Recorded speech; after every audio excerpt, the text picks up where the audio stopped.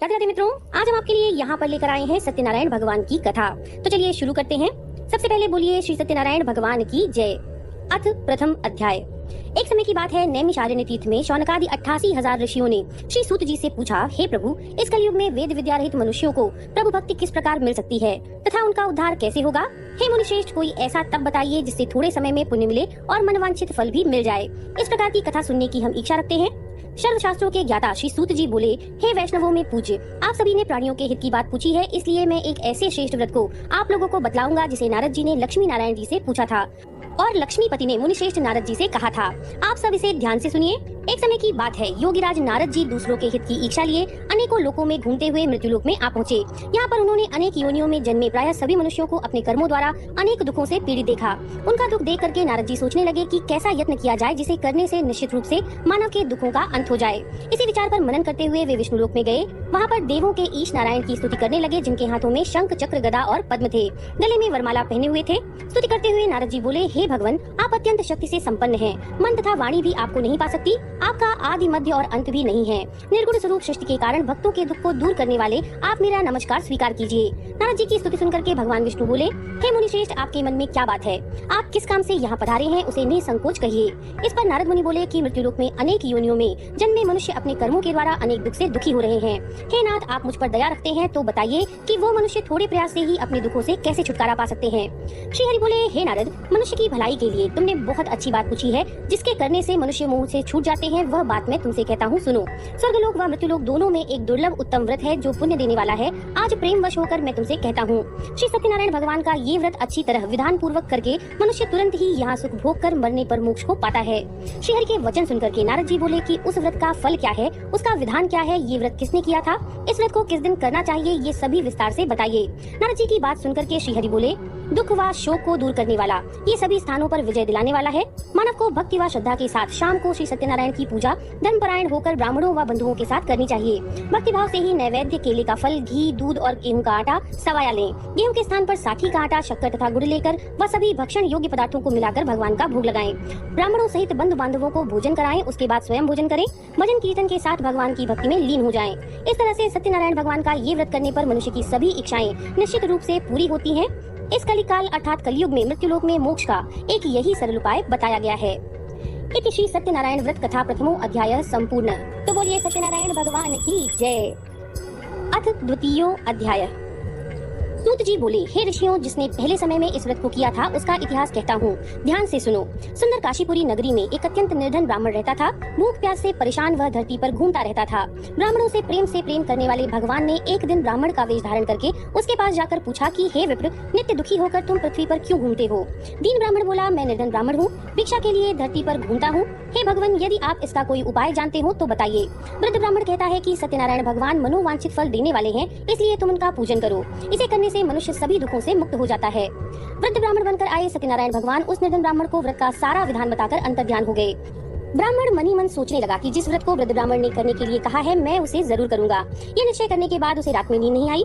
वह सवेरे उठकर सत्यनारायण भगवान के व्रत का निश्चय करके भिक्षा के लिए चला गया। उस दिन निर्धन ब्राह्मण को भिक्षा में बहुत धन मिला, जिससे उसने बंधु बांधवों के साथ विधि पूर्वक सत्यनारायण भगवान का व्रत संपन्न किया। भगवान सत्यनारायण का व्रत संपन्न करने के बाद वह निर्धन ब्राह्मण सभी दुखों से छूट गया और अनेक प्रकार की संपत्तियों से युक्त हो गया। उसी समय से वह ब्राह्मण हर मास इस व्रत को करने लगा। इस तरह से सत्यनारायण भगवान के व्रत को जो मनुष्य करेगा वह सभी प्रकार के पापों से छूटकर मोक्ष को प्राप्त होगा। जो मनुष्य इस व्रत को करेगा वह सभी दुखों से मुक्त हो जाएगा।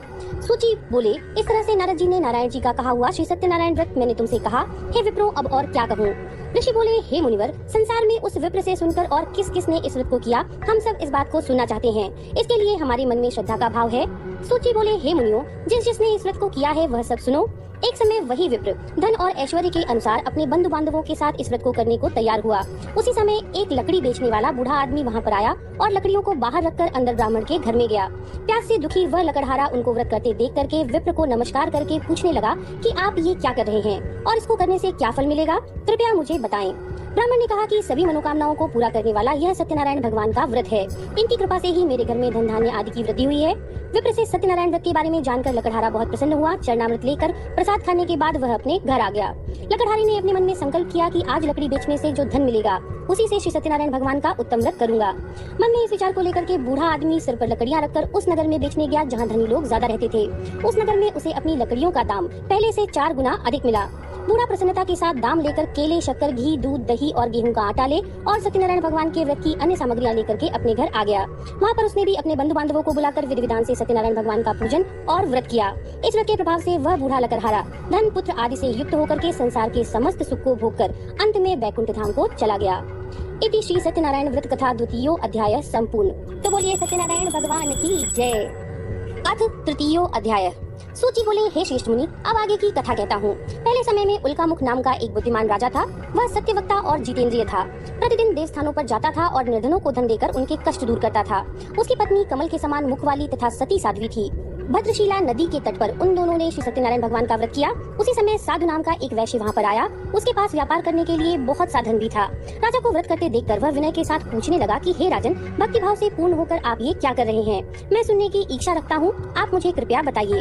राजा बोले, हे साधु, अपने बंधु बांधवों के साथ पुत्रादि की प्राप्ति के लिए एक महाशक्तिशाली श्री सत्यनारायण भगवान का व्रत व पूजन कर रहा हूँ।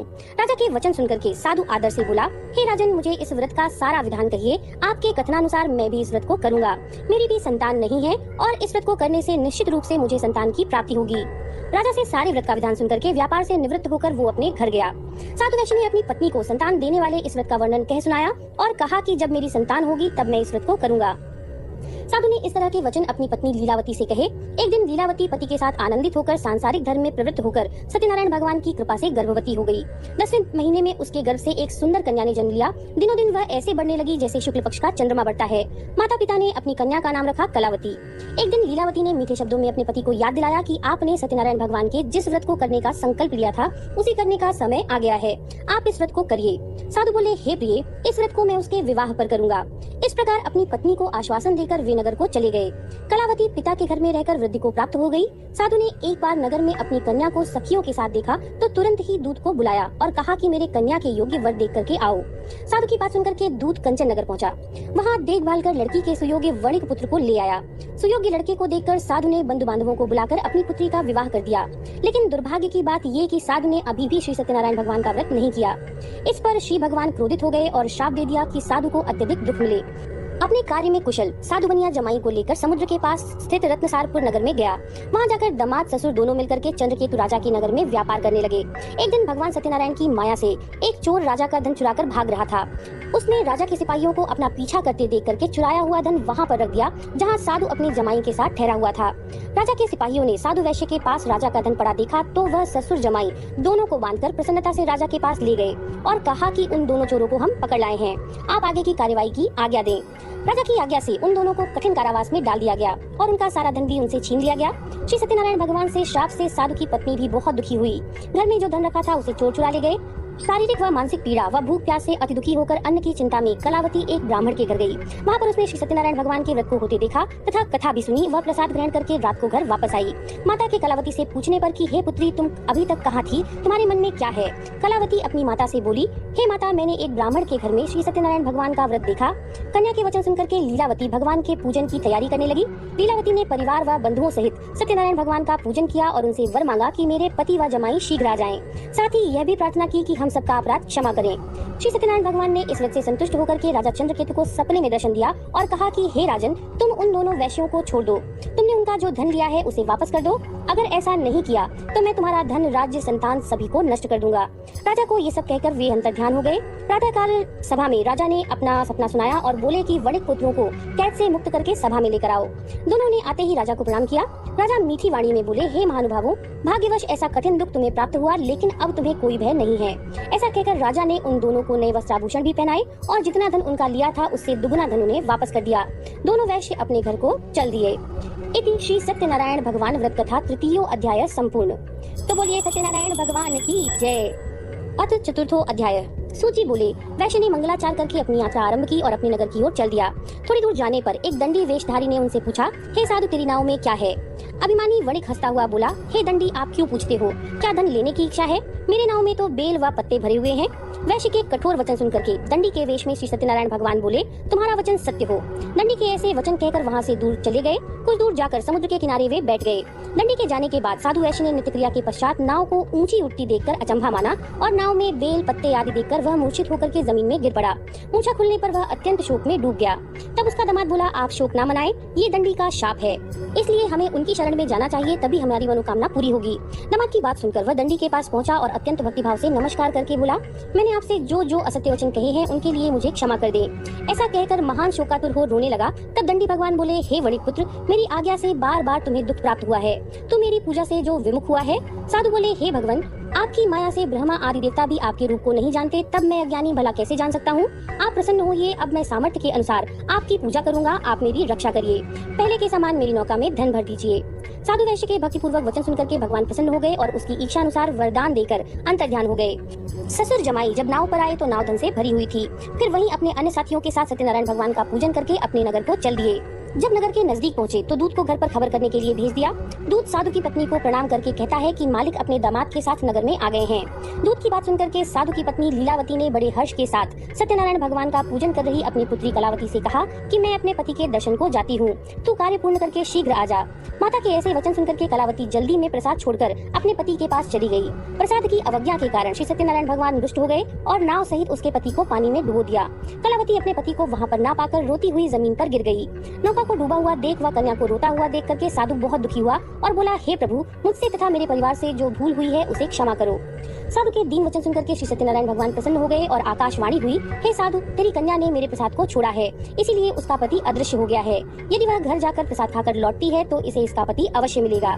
ऐसा आकाशवाणी सुनकर कलावती घर पहुंचकर प्रसाद को खाती है और फिर आकर के अपने पति के दर्शन करती है। उसके बाद साधु अपने बंधु बांधवों सहित श्री सत्यनारायण भगवान का विधि विधान से पूजन करता है और इस लोक का सुख भोग कर अंत में स्वर्ग को जाता है। इति श्री सत्यनारायण भगवान व्रत कथा चतुर्थो अध्याय संपूर्ण। तो बोलिए सत्यनारायण भगवान की जय। अथ पंचमो अध्याय। सूची बोले, हे ऋषियों, मैं और भी कथा सुनाता हूँ, उसे भी ध्यान पूर्वक सुनो। प्रजापालन में लीन तुंगध्वज नाम का एक राजा था। उसने भी भगवान का प्रसाद त्याग कर बहुत ही दुख प्राप्त किया। एक बार वन में जाकर वन्य पशुओं को मारकर वह बड़ के पेड़ के नीचे आया। वहाँ उसने ग्वालों को भक्तिभाव से अपने बंधुओं के साथ सत्यनारायण भगवान का पूजन करते देखा। अभिमान वश राजा ने उन्हें देख कर भी पूजा स्थान में नहीं गया और न ही उसने भगवान को नमस्कार किया। ग्वालों ने राजा को प्रसाद दिया, लेकिन उसने वह प्रसाद भी नहीं खाया और प्रसाद को वहीं छोड़कर वह अपने नगर को चला गया। जब वह नगर में पहुंचा तो वहाँ पर सब कुछ तहस नहस हुआ पाया तो वह शीघ्र ही समझ गया कि ये सब भगवान ने ही किया है। वह दोबारा ग्वालों के पास पहुंचा तथा विधि पूर्वक पूजा करके प्रसाद खाया तो श्री सत्यनारायण भगवान की कृपा से सब कुछ पहले जैसा हो गया। दीर्घ काल तक सुख भोगने के बाद मरणोपरांत उसे स्वर्गलोक की प्राप्ति हुई। जो मनुष्य परम दुर्लभ इस व्रत को करेगा तो भगवान सत्यनारायण की अनुकंपा से उसे धन धान्य की प्राप्ति होगी। निर्धन धनी हो जाते हैं और भयमुक्त हो जाते हैं और जीवन को जीते हैं। संतानहीन मनुष्य को संतान सुख मिलता है और सारे मनोरथ पूर्ण होने पर मानव अंतकाल में बैकुंठ धाम को जाता है।